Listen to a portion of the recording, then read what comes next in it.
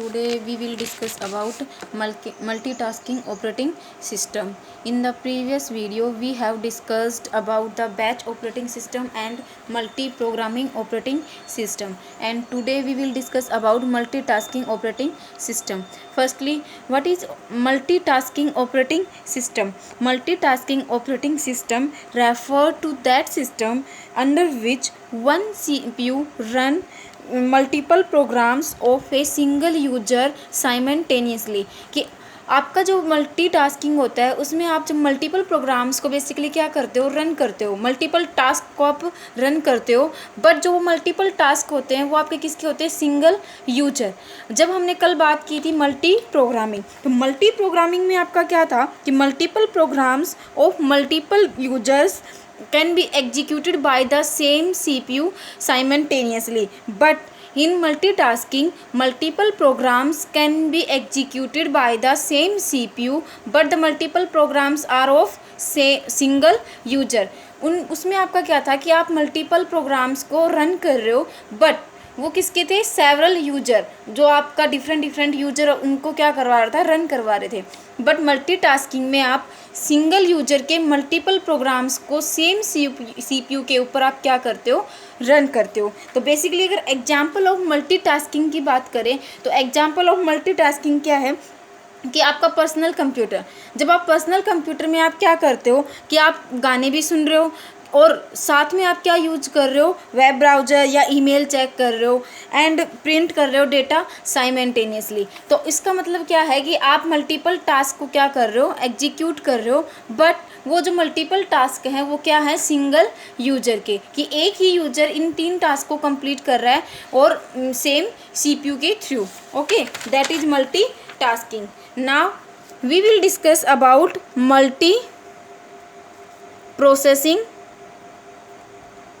operating system. Okay, processing operating system in which by using more than one CPU on the same computer, one or more than one job of one or more than one user are completed।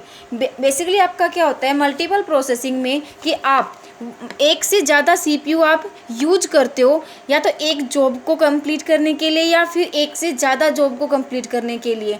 और वो एक से ज़्यादा job आपकी क्या हो सकती है, एक सिंगल यूजर की भी हो सकती है और मल्टीपल यूजर की भी हो सकती है। तो बेसिकली आप मल्टी प्रोसेसिंग में आप क्या करते हो, तो मल्टी प्रोसेसिंग में आप मल्टीपल सीपीयू यूज करते हो और जॉब एग्जीक्यूट करते हो वो क्या होती है, मल्टीपल जॉब्स भी हो सकती है और सिंगल जॉब भी हो सकती है। और वो जो जॉब आप एग्जीक्यूट करवा रहे हो वो आपकी मल्टीपल यूजर की भी हो सकती है और सिंगल यूजर की भी हो सकती है। तो बेसिकली आपके पास में जो मल्टी प्रोसेसिंग होता है उसमें आपके पास जो आपके प्रोसेसर जो आप यूज करते हो वो तो आपके क्या होते हैं, मल्टीपल, लेकिन जो रिसोर्सेज आप अटैच करते हो वो किससे होता है, सेम रिसोर्सेज से अटैच होता है। तो बेसिकली आपके पास क्या होता है, processor, multiple processor second, processor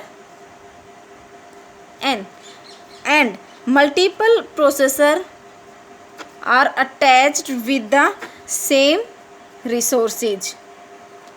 That is, resources are main memory, input output devices and other resources like printer, monitor.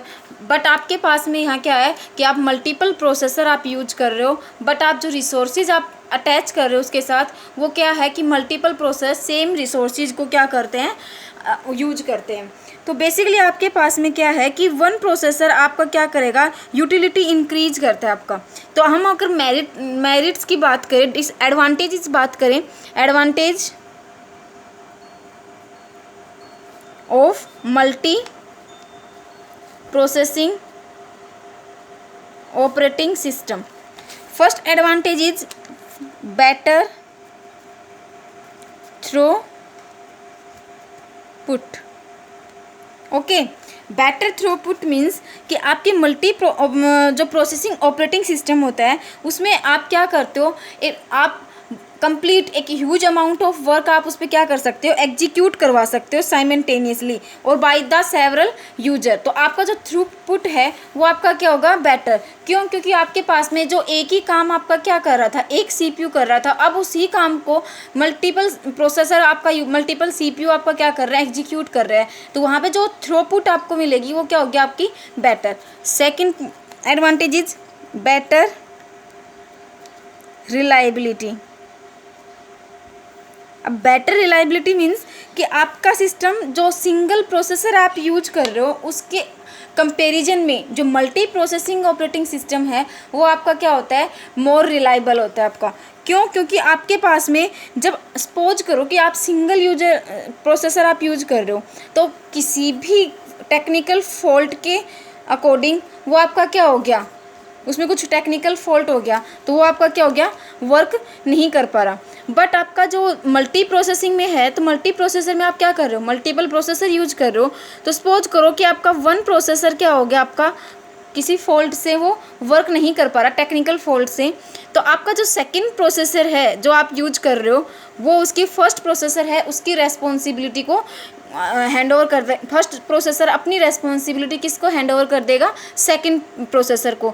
तो जो वहाँ पे आपका जो काम था सिंगल प्रोसेसर में, जो आपका वर्क है वो आपका क्या हो गया, पेंडिंग। क्यों? क्योंकि आप एग्जीक्यूट नहीं कर पा रहे सिंगल प्रोसेसर में, क्योंकि वहाँ पे वर्किंग क्या हो गई, स्टॉप। क्यों? क्योंकि आपका प्रोसेसर क्या होगा, किसी टेक्निकल फॉल्ट की वजह से वर्क नहीं कर पा रहा। लेकिन प्रोसेसर वन जो आपका मल्टी प्रोसेसिंग है उसमें आपका अगर वन प्रोसेसर क्या हो गया, टेक्निकल फॉल्ट से आपका अगर वो क्या हो जाता है, टेक्निकल फॉल्ट से वर्क नहीं कर पा रहा प्रॉपरली, तो जो उसका सेकंड प्रोसेसर है वो फर्स्ट प्रोसेसर जो आपका क्या हुआ जिसमें फॉल्ट है उसकी रेस्पॉन्सिबिलिटी को क्या करेगा, उसकी रेस्पॉन्सिबिलिटी लेके उसका वर्क कंप्लीट करेगा।